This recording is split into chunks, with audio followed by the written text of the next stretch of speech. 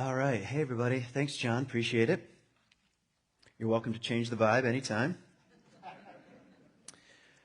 Yeah, the question, we're in the middle of a series called The Great Questions, and you have been sending me the great questions, which are questions that occur to you and that you think might be of value to wrestle with. And I'm compiling quite a list, so I'm just also throwing out another opportunity. Send me an email, Dobson at West Michigan, c3westmichigan.org. I don't even know my email address. And it's also really good just to hear from so many of you and what's kind of stirring around in there. It feels, in that sense, it feels more like a conversation. And send me what occurs to you. And I'm going to get to some big ones. Big ones. In a couple weeks, I want to talk about one that just keeps coming up is something about, is there a God? So don't worry, we'll solve that just in a couple weeks. All I got to do is come on a Sunday and CNN and Fox News, and they'll all be here, and finally it'll be settled. So I will wrestle with, I think, some of those perennial questions, and this one really comes from David White, and also is in the background of a few things that you sent me. It's in the background, and the question is, what can I live wholeheartedly? What can I live wholeheartedly? And maybe the subtitle here, it's not a subtitle, but I probably should have put it in parentheses, in the age of anxiety. What can I live wholeheartedly in the age of anxiety? And I want to talk a little bit about what I'm calling the age of anxiety. Now, I'm not really making a historical claim. I don't know. I wasn't around during the Black Plague. Could have been bad. I don't know how people carried themselves. What I would like to say is that many people feel anxious, and our culture kind of feels anxious. And I'm going to define what I mean by that, by anxiety. Not that you have to agree with my definition, but just so that we're more or less on the same page. It's certainly normalized. It's normalized, and in some ways it's promoted by our cultural voices and institutions. And so I'd like to suggest it's at least in the water. It's in the water. And I could also give you a lot of very dark statistics about the rise of things like depression, anxiety, and stress, and PTSD, and suicide, and human rights, and food production, and inflation, and wars, and stealing of data, and species loss, and let's not forget about lies and misinformation, and climate challenges, and right and left stuckness, and scapegoating, and blame and violence. Just to list a few things that make us feel anxious. So if you don't feel anxious, if you didn't feel anxious when you walked in, now you do. But you already know this. You already know this. It's part of what people talk about, really. I think, and we all carry a kind of what I would call a low-level dis-ease about something, or about someone, or about the state of affairs, a low-level dis-ease. Sometimes a low-level dis-ease about a group. And sometimes we just can't even name it exactly. And this gets me a little closer to how I would like to use anxiety today. And again, I'm not asking you to agree with my definition. I'm not speaking clinically here. But the way I'm using it now, I'd like to say that anxiety is much more like a sort of dis-ease or discomfort, the cause of which is not obvious. It's not direct. It's more indirect. I mean, when you feel anxious, well, here's the difference. When you feel afraid, like if I drop you in the water and there's a big fin of a great white in front of you, circling you, you don't think, what's the meaning of life? It's not like an existential crisis. That's direct fear. What's the cause of it? There's a great white circling you. That's the cause of it. And you feel dis-ease, but you can name it more directly. So the way I'm using anxiety now, and what I'm calling the age of anxiety, is that it's more low level and it's indirect, and we're not sure exactly what the cause is. In fact, maybe we could say if anxiety is like a stream here. There are really hundreds of tributaries, and it's hard to see them all. And you're not exactly sure. And take something like, here's just an example. How many of you feel some discomfort about climate challenges or climate change? How many feel some discomfort? Yeah. Well, what specific thing? Like, what would you say? Oh, it's sea level rise. Well, what can you personally do about it? How does it happen? When is it going to happen? Don't live on the coasts. Like, what are you supposed to do with something like that? It's so big and so massive that a certain amount of uncertainty and ambiguity comes with it, and we feel the discomfort. But it's not, the causal relationship is more ambiguous. Does that make sense? And now just extrapolate that out into just about everything else, and that's why I'm calling it the age of anxiety. So the way I'm using it today is that it's some dis-ease. And I think among the dis-ease, also good things happen. I mean, discomfort isn't necessarily a problem. I mean, okay, so we're uncomfortable with things. It's like, I signed up for a marathon. I've never run a marathon before. And I mean, I used to do triathlons and stuff like that, but I've never just run a pure marathon. And I've never even run that far, really. And so I ran kind of a long ways yesterday, and it was uncomfortable, I felt dis-ease, we could say. And that's not necessarily a bad thing, because I would like to improve, So in any case, discomfort, dis-ease can, certain questions might arise. And questions like this. I'm not sure what's important. I'm just thinking about the age of anxiety here. I'm not sure what's important. That's probably a thought, or at least a feeling, that you've experienced over the last couple of years, over the last couple of months. I'm not sure what's important. I'm not sure who is right, other than I know that I'm right. No, I mean, I'm not sure if I'm right about any given thing.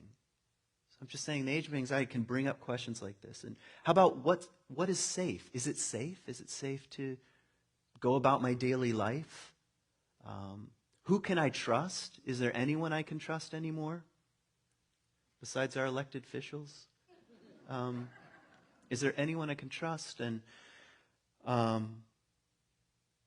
maybe there's the question just beneath that, and it's something like, I'm not sure what my values are. I'm not sure how to live them, or I'm not sure what's really in my heart. And these are small doors, I think, to deeper questions. They're important doors. So just because we feel anxious about things doesn't mean it might not raise really important questions, like, what's important to me? What do I value? What do I love? What's worth working for? Is it safe? Who can I trust? What does it mean to be trustworthy? Am I a trustworthy person? What's in my heart? These kinds of things. But our cultural institutions, I think, in the age of anxiety, don't really want to open those doors. But it's like, instead, if anxiety is a bit like a fire, our cultural institutions and voices and media outlets just constantly throw gasoline on the fire. That's one thing. And watch it flame up. Like, I'm afraid.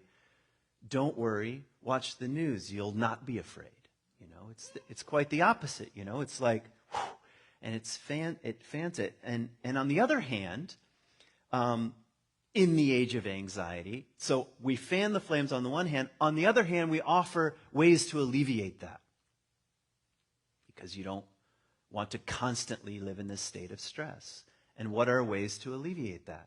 Well, you can probably think of, I don't know, many ways of alleviating things that people or institutions or voices or corporations offer, just a little taste to alleviate the anxiety. I always thought it was funny that, it's not funny, it's kind of dark, but when COVID started, that alcohol sales started skyrocketing. Why? Because people were looking for a temporary alleviation of the anxiety. Wouldn't you agree? And shortly thereafter, weed was legalized, and here we go. So a temporary alleviation. And I'm not saying there's anything wrong with this. I'm just saying it's an impulse. Consumerism works the same way. How do I alleviate my anxiety about climate change? Buy a Tesla. Really? It's a temporary alleviation. You don't want to look too deeply into how these things are made and what their actual effect is on the environment and so forth and so on. It's a temporary alleviation. And it's almost easier if it comes in a package of some sort, because you can buy it. It's concrete. And it does help for a moment. I promise you, if I drove a Tesla, I would feel morally superior to all of you. I would. I would just be like, I don't know. I don't know about the rest of these people, but I am really righteous. At least for a while, I'd feel that way. So, and our culture is really set up that way. Yes, it's the age of anxiety, but all these other kinds of pills and things to buy and so forth and so on step in for the temporary alleviation. And we could add to that even joining a certain group, having a certain identity. Some sort of group identity does help alleviate the anxiety. It does. It's like, well, I don't know what's important anymore, but my group does. And certainly we know that we're better than other groups, so there's that. And again, our whole culture is really is seeking to alleviate some of this anxiety by offering various kinds of identities. Group identity. And that's not nothing. That's something. How many of you remember middle school? It's the same thing. It's like all those hormones are there, and it's a bit confusing. I didn't love middle school. I went through a phase where I had to wear bifocals in the 6th grade. I played the trombone, which was too heavy for me to carry. And it was a very awkward time. Plus, I had a southern accent. I moved here when I was in the 6th grade. That doesn't work so well in Michigan. I mean, the Michigan accent is really strange, at least to me. But I stopped, people thought I was really polite. I wasn't. I was a very rude kid. But because I said yes, ma'am, and yes, sir, at first, the teachers thought this is the greatest kid ever. Until I was in the classroom for 30 minutes. Anyway, middle school is a challenging time. But middle school is also the time where you start wondering, what group am I in? What music is the cool music? What clothes do I wear? And it's this us versus them mentality, and it's an important part of growing up. Actually, if you never experience a little bit of group belonging, you're in serious trouble. There is a kind of arrested development. If you never find a group that says, hey, you belong, it's important. So our culture is offering this all the time, saying, you belong in this group or this political group or that party or this ideology or this consumer group that shops at these kinds of places and not those kind of places. All pretty important. The lovely thing about middle school is it's great for middle school. It's perfect for adolescence. We've just extended that out into the rest of adulthood, really. So the hope is something like this, that we find a good enough in-group so that we can outgrow it. Or maybe it's that we find a good enough sense of identity so that we can outgrow it. And I'd like to even suggest that a healthy spirituality helps us loosen our attachment to these kind of middle school identity games. Helps loosen a healthy spiritual practice or community. I mean, one thing that we ought to think about just as C3, are we finding ways of, first of all, saying it's important to find a group that you belong to, but also are we finding ways to say that's not our only source of identity and loosening some attachment to that? Someone who has a loose attachment to their identity, to an identity group, you can actually have a conversation with, really. So, Rilke has this great line, I've quoted it here many times, but he says, if we would only let ourselves be dominated as things do by some immense storm, we would grow strong and not need names. I'm going to say it again. If we could only let ourselves be dominated as things do by some immense storm, like think about a maple tree clinging to the side of a sand dune on the shore of Lake Michigan. So if we could only, in a storm, if we could only let ourselves be dominated as things do by some immense storm, think about the immense storm. Then Rilke says, we would grow strong and not need names.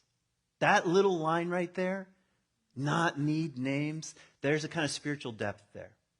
Like, in other words, he's saying you're rooted in something deeper than just passing identities or what you buy and consume and the clothes you wear and all that kind of crap.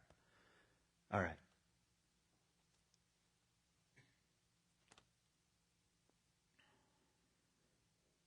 So here's what I'd like to suggest. Sorry. That one way to alleviate or a kind of antidote for cultural anxiety is courage. Okay, this is my premise today, is courage. You can already feel the difference. I don't even have to define exactly what I mean by things. Just right at the beginning, just feel into what does it feel like in my own body, in my own way of being, in my own presence, when I'm feeling courageous and when I'm feeling anxious. You know, you can feel the tension there, the dichotomy.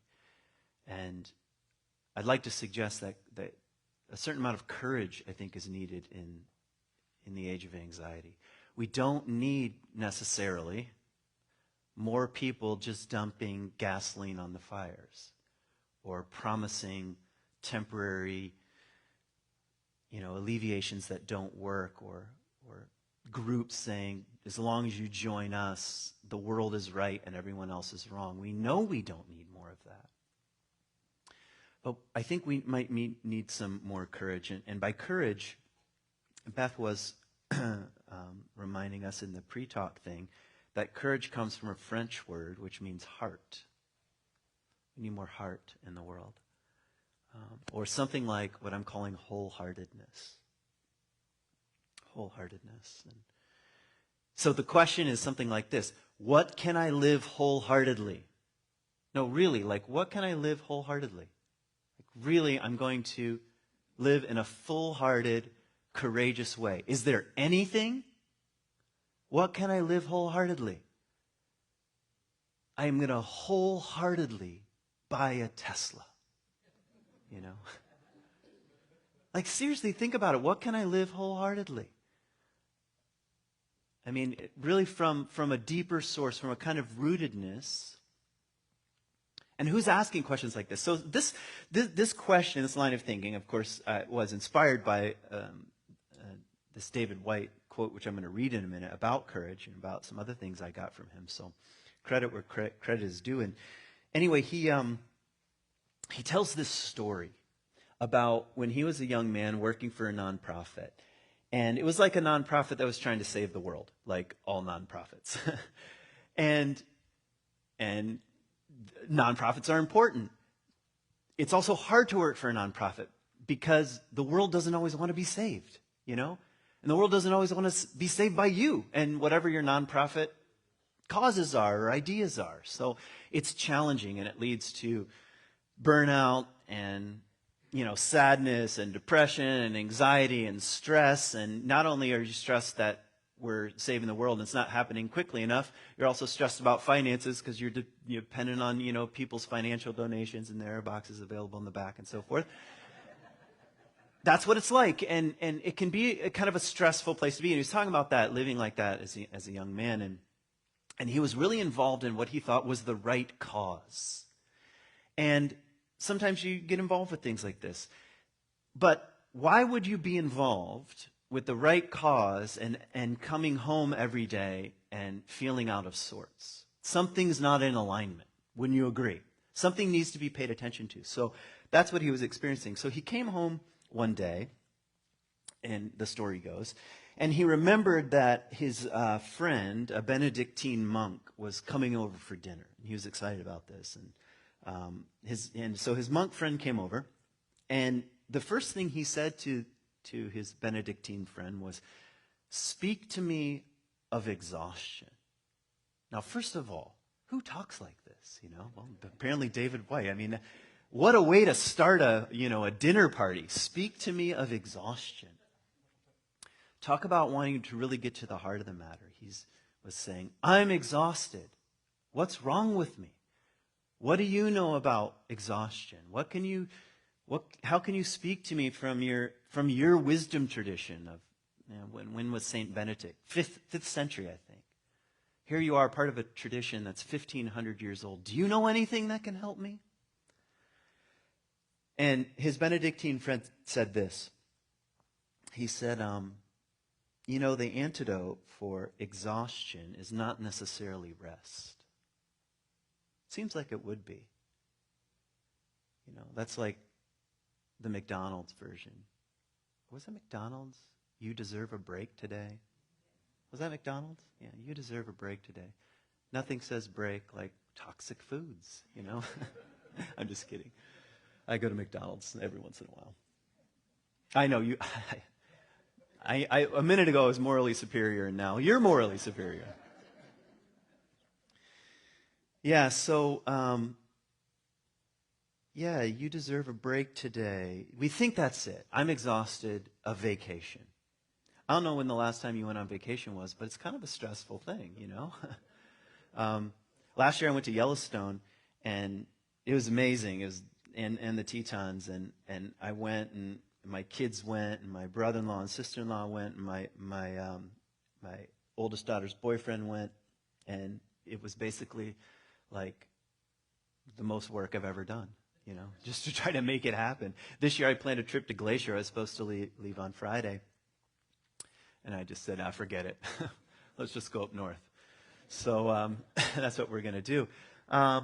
So anyway, the antidote, I still haven't gotten to the story yet. The antidote for exhaustion isn't necessarily rest. He said the antidote for exhaustion is to live wholeheartedly. The antidote for exhaustion is to live wholeheartedly. I think about that also with what I'm saying about anxiety.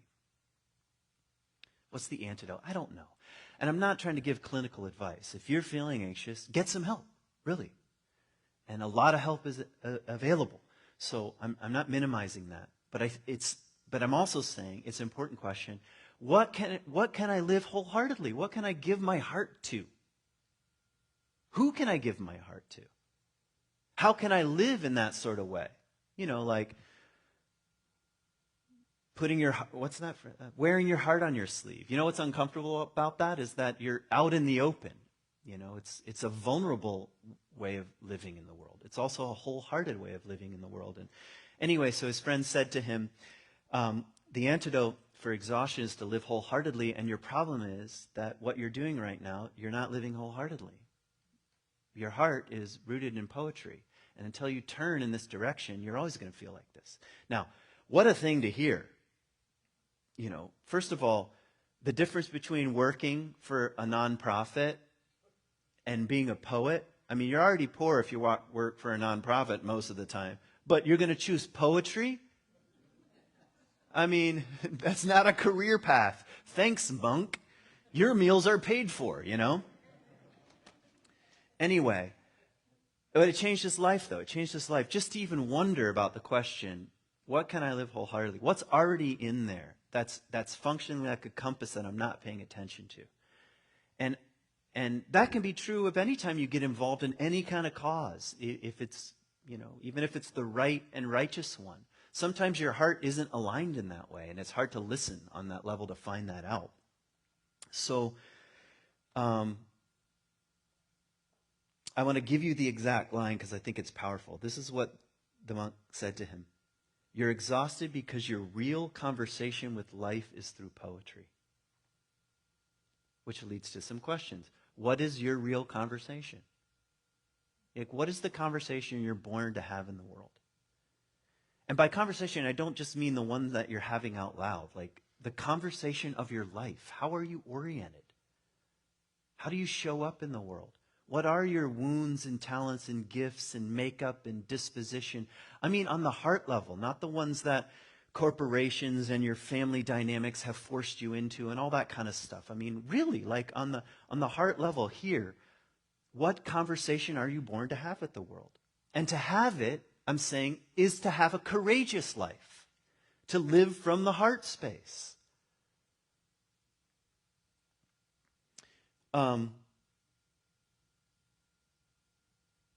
I thought about on the drive over this morning, I don't know why this image popped into my head, but I was thinking about living from the heart. Like I was trying to think of what's an example of somebody that does that? What's an example of somebody that's, by their very essence, having a conversation with the world? And for some reason, the first person I thought of was St. Francis, not someone I ever met. I was like, oh, St. Francis. And he came onto the scene I won't give you the whole history of St. Francis, but he comes onto the scene during the time period of the Crusades. You should know that. So, like, when you think about the darkest chapters of church history, the Crusades is one of them. Wouldn't you agree? Hey, let's get together and kill Muslims and Jews. And when we get to the East, we can't tell the difference between Orthodox Christians and Muslims, so we'll just kill them too. Dark. Okay, dark chapter. Sorry, I got a little fired up about the Crusades there. St. Francis comes onto the scene at the same time. Talk about Christianity being complex and interesting.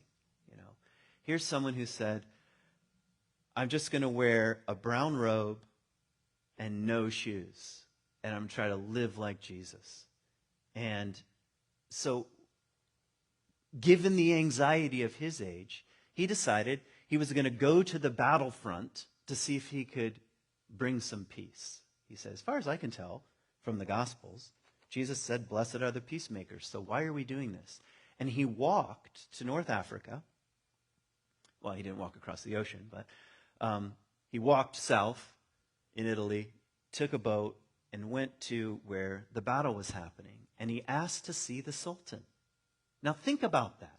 Think about it in light of a word like courage. Because sometimes we use courage and we think acts of bravery, like let's put on the battle armor and go in. He goes into the war, but he doesn't have anything. He doesn't even wear any shoes. And the Sultan says, well, come on over and let's have a talk. Well, what should we talk about? And he's like, well, I'll just talk to him about Jesus. And turns out the Sultan knows about Jesus. Why? Because he's a Muslim. And so they had this little conversation about, what do you know about Jesus? And what do you know about Jesus? And they go back and forth. And there's no dramatic end like, and then the Sultan became a Franciscan. No, that wasn't the point. The point was he was embodying a certain way of being in the world and doing it courageously from the heart. And I imagine that life wasn't the same for the Sultan, and life wasn't the same for St. Francis in some way. And think how vulnerable that is. Would you do that? See, that's, what can you live wholeheartedly? Well, I don't know. For him, it was like, well, I'm going to go and talk to him about peace and see what I can do. Did it end the Crusades? It didn't. Did it probably put a question mark in them? It did, actually. Put a major question mark. And why are we doing this? What are we up to here? So here are questions I think can get us close to the question of what can I live wholeheartedly? What is your real conversation? In other words, what do you really care about? What are you ultimately for? That came up really last week when I was talking about hate and hatred. It's an interesting question. What are you for? What do you love? Like, what do you love? How are you uniquely oriented in the world? What things do you really love? Like, if you turned off your phone for a month, and also the news outlets, and also for some random reason, the conversations that you had didn't involve people telling you about the urgent thing that's happening that you have to care about, what would you actually care about? Do you feel what I'm saying? When we're so inundated, if that was silenced, what would come out of the heart is the question. And to live like this, I think, is to be courageous. Now, I think I can get to this reading from David White. I want you to look at it. Courage is the measure of our heartfelt participation with life. It's about participating in the world in a certain way. Courage is the measure of our heartfelt participation with life, with another, with the community, with the work, with the future. To be courageous is not necessarily to go anywhere or do anything, except to make conscious those things we already feel deeply. Like, what do you already feel deeply? That's what he's saying. What do you already feel deeply and honestly and authentically? and to bring consciousness to that. To make conscious what those things we already feel deeply, and then to live through the unending vulnerabilities of those consequences. First of all, I wish I could write like this. I want to read this whole sentence again. To be courageous is not necessarily to go anywhere or do anything except to make conscious those things we already feel deeply, and then to live through the unending vulnerabilities of those consequences. He's saying, all right, I'm encouraging you to live with heart. And that's going to require of you to be more vulnerable. And that's uncomfortable. But it's uncomfortable in a different way than anxiety is uncomfortable. There's a kind of rootedness, a heart rootedness that's present. It's hard to show up vulnerably in the world, wouldn't you agree? I would rather post nasty things online. That's easier. I think of them constantly. I'm not on Twitter. I would be banned from Twitter if I was, the things that pop into my mind. But that's easy. That's not unending vulnerabilities, really. It's a challenging question. What does that look like for me to show up in a heartfelt way? Hey, this is where I'm coming from. This is who I am. This is what I love. This is what I care about. These are the things that keep me up at night. You know, that's like showing up with no shoes on. You know, that's like St. Francis showing up with no shoes on. Here's the final little part of this quotation. To be courageous is to stay close to the way we are made. See, there's good news. You don't really have to do anything other than stay true to the way you're made. Now, that's not always easy to find out. And there are a lot of people telling you to be a certain way. I realize that. But to be courageous is to stay close to the way we are made. And I think we learn about this slowly. My suggestion is to find out, or to stay with, if you already know, what makes your heart bloom or sing, and to live from this place. Even when I think about that, I can feel like I wish the world had more people in it who are living from a place, even though it's a metaphor, I realize, where their heart was blooming and singing. That seems to make that you would think that would make a difference. The song of your life, you know. Now, when would you do this? I mean it in the most ordinary times, like when you're like a parent, or a grandparent, or a son, or a daughter, or a spouse, or a neighbor. You know, this kind of heartfelt, wholehearted living, I think, is a kind of antidote for the age of anxiety. And who can do it? Anybody. You can do it. Find out that you don't need names, like identity markers, like Rilke says. Find out. Live from that place. Be courageous and heartfelt. Camus has this great line. He says, I'd like to live quietly to the point of tears. You know?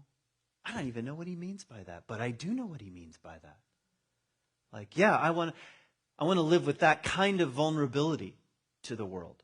I don't, most of the time, do not live up to that. I'm telling you that right now. But to do so is to live courageously. And I think our world needs people like you who are more courageous and are stepping forward in that way. I think about the Sultan who was making a career out of warfare. I think about just being greeted by like a man in rags and bare feet. I just love this image. And to show up that vulnerability, it's very hard to deny, really. It's very hard to say, get out of here, I can't talk to you, when somebody shows up in a vulnerable way. And I'm saying we need more of that in the age of anxiety. Thanks for listening.